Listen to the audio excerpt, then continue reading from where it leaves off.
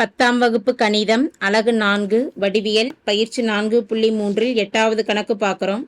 படத்தில் செங்கோண முக்கோணம் ஏபிசியில் கோணம் B ஆனது செங்கோணம் மற்றும் DE என்ற புள்ளிகள் பக்கம் BCயை 3 சம பகுதிகளாக பிரிக்கிறது எனில் 8AE² = 3AC² + 5AD² என நிறுவுக அப்படின்னு கேட்கப்பட்டிருக்கு.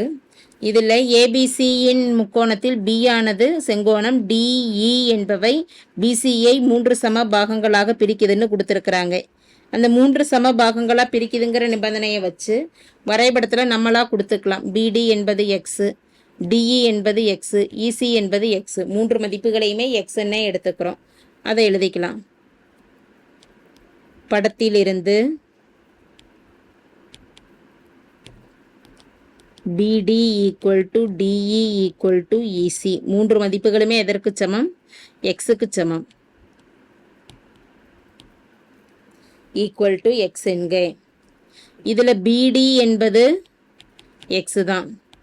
ஆனால் மேலும் BE அதாவது BE என்பதை எப்படி எழுதிக்கலாம் அப்படின்னா BD + DEன்னு கொடுக்கலாம்.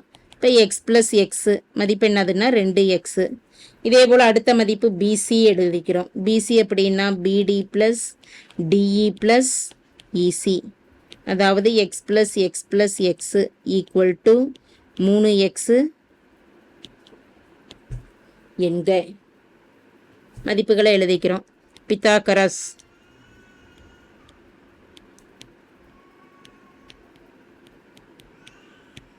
தேற்றப்படி செங்கோண முக்கோணம் ABDயில் ஒவ்வொரு சிறிய முக்கோணத்தையும் எடுத்துக்கிட்டு வரோம். பித்தாகரஸ் தேற்றத்தை பயன்படுத்துகிறப்ப AD²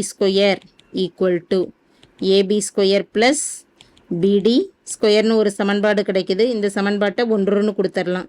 இதே போல் செங்கோண முக்கோணம்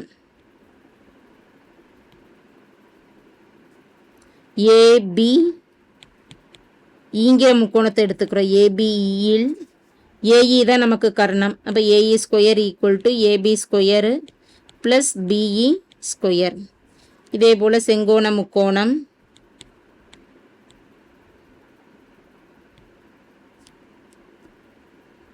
ABCயில் கர்ணமானது AC, AC² = AB² + BC². இதை சமன்பாடு 3, இங்கே சமன்பாடு 2. தேவையான நிபந்தனை நிறுவுறதுக்கு இடது பக்கம் எடுக்கிறத விட வலது பக்கம் எடுத்துக்கிட்டோம்னா ஈஸியாக நிரூபிக்கலாம். அப்போ வலது பக்கம் எடுக்கிறோம். RHS = 3AC² + 5AD². 3 AC என்பது AB² + BC². அடுத்து +5 × AD என்பது AD எப்படி பிரித்து எழுதிக்கலாம்? பித்தாகரஸ் தேற்றத்தை பயன்படுத்துகிறப்ப AB + BCன்னு பிரித்து எழுதிக்கலாம். அப்போ AB² + BD²ன்னு 1 மற்றும் 3வது நிபந்தனைகளை பயன்படுத்தி இதை விரிவாக்கம் செஞ்சுக்கலாம். உள்ளார பெருக்கலாம். 3AB² + 3BC² + 5AB² + 5BD². ஒரே மாதிரி இருக்கக்கூடிய மதிப்புகளை கூட்டிக்கலாம். 3AB² + 5AB². இந்த இரண்டையும் கூட்டிக்கலாம். 3BC² அப்படியே இருக்கட்டும், + 5BD² அப்படியே இருக்கட்டும். 3 + 5 8AB² + அடுத்து 5 + 3 BC² அப்படியே இருக்கட்டும், + 5BD² ஆனது அப்படியே இருக்கட்டும். ஒவ்வொரு மதிப்புகளையும் பிரதியிடுவோம். AB நமக்கு தெரியாது. அப்போ AB எப்படியே இருக்கட்டும். 8AB² + BC என்பது எதற்கு சமமாக இருக்குது? நம்ம ஆல்ரெடி எழுதியிருக்கிற 3Xன்னு. 3 × 3X² + 5BD. BD என்பது சிறிய அளவு தான். BD என்பது என்னது? X. அப்போ X². BDக்கு பதிலாக X கொடுத்துறோம். X². 8AB² + 3 × 3 × 3 9X².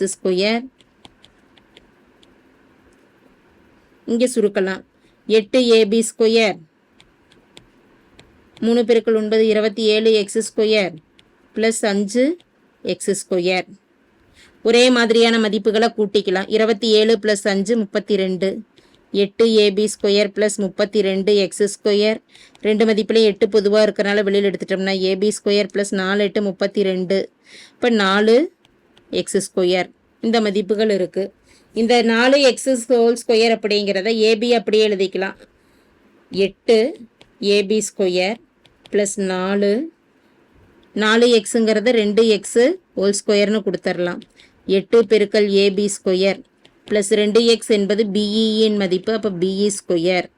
பிபி சமமாக இருக்கக்கூடிய இந்த இரண்டு மதிப்புகளும் கேன்சல் ஆகிடுச்சுன்னா 8 இன்ட்டு என்ன மதிப்பு ஏ ஸ்கொயர் இ ஸ்கொயர். அப்போ ரெண்டையும் ஜாயின் பண்ணி எழுதிக்கிட்டோம்னா 8 இன்ட்டு ஏஇ ஸ்கொயர் அப்படிங்கிறது மதிப்பு ஈக்குவல் டு எல்ஹெச்எஸ். அப்போ என்ன நிறுவனம்?